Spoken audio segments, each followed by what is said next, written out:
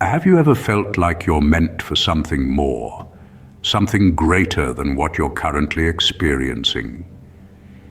It's a sensation that often leaves you restless, like a seed buried deep within the soil, yearning to break through and flourish. This feeling, my friends, is no random occurrence. It's what we call a divine appointment. A divine appointment is not just a casual meeting or a random event. It's a sacred encounter, a celestial alignment, an interruption of the ordinary by the extraordinary. It's as if the universe itself has synchronized its cosmic clock to this very moment, this very interaction. Divine appointments are moments when the heavens reach out to us, nudging us gently, or sometimes not so gently, towards our true calling. You see, you're not here to merely exist or to follow the worn-out paths of convention. You're not here to audition for a role in someone else's empire. No, you're here to author a new narrative, to rewrite the rules, to create your own empire. You're here to bring forth something unique, something original, something that only you can offer. This divine appointment is not just about you, it's about the larger picture. It's about the ripples that your actions will create, the lives that will be touched, and the legacy that will be left behind. You are the protagonist of your own story, but remember, this story is part of a grander narrative, a narrative that is interwoven with the tapestry of the universe. So when you find yourself at a crossroads, when you feel the stirring within you, know that it's not a coincidence. It's a cosmic call to action, a divine appointment. It's the universe's way of saying, it's your time, step into your power, your journey awaits. Remember, this moment is no coincidence, but a sacred interruption aligned by heaven. Have you ever felt isolated, as if you're enduring a silence and solitude that no one else understands? It's a profound sensation, isn't it? A feeling of being in a sphere of your own, separated from the world around you. But what if I told you that this isolation is not a curse, but a blessing, a form of divine protection, if you will?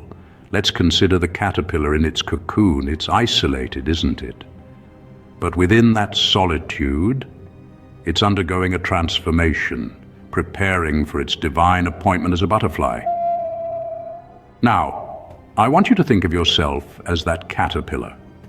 Your isolation is your cocoon. It's not a prison, it's a sanctuary. In this sanctuary, you are allowed to grow, to evolve, and to prepare for your divine appointment. You see, you are not like everyone else. You are the chosen one. And as the chosen one, your journey is different. It requires a different kind of preparation. And that preparation happens in isolation. But this isolation is not empty. It's filled with divine energy. It's filled with wisdom. It's filled with growth. It's filled with transformation. It's filled with you. So you see, your isolation is preserving your spiritual code. It's allowing you to grow and evolve without the interference of the world. It's allowing you to become the person you were destined to be, the person you were chosen to be. So the next time you feel isolated, remember that you're not alone. You are in the company of the divine. You are in the company of your future self. You are in the company of your destiny. Remember, the caterpillar must endure the isolation of the cocoon before it can become the butterfly. And so must you. The silence and solitude you endured was a divine quarantine preserving your spiritual code. Do you ever feel like you're the only one in your family who is different, who is breaking the mold? This question echoes in the hearts of those who dare to step out of the status quo, those who dare to challenge the norms and rewrite the legacy of their lineage. You see, there's a concept known as generational contracts. These are the unspoken agreements, the invisible blueprints that have been passed down through your family tree, shaping the lives of your ancestors, and without intervention, destined to shape yours too. They are the limitations, the fears, the patterns of scarcity and struggle that have been woven into the fabric of your lineage. Yet here you are, feeling the call to break free, to shatter these contracts and craft a new narrative for your bloodline. This is not a path for the faint-hearted. It's a journey that requires courage, tenacity, and an unwavering belief in the power of transformation. Your struggle, the challenges you face, the resistance you meet, these are not punishments or signs that you're on the wrong path. On the contrary, they are the very tools of your liberation. They are the pressure, the heat, the friction that's needed to break the chains of generational contracts, to forge a new path of abundance, power, and legacy. As you navigate this journey, remember that you're not just doing it for yourself. You're doing it for the ones who came before you, the ones who couldn't break free from the constraints of their time. You're doing it for the ones who will come after you, the ones who will benefit from the new paradigm you're creating. You're becoming the salvation of your bloodline. And so, as you continue on this path, know this: your struggle is not in vain.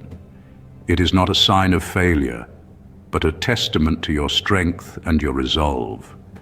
It is the compression that's breaking the ancestral limitations, the forge that's shaping your destiny and that of your lineage.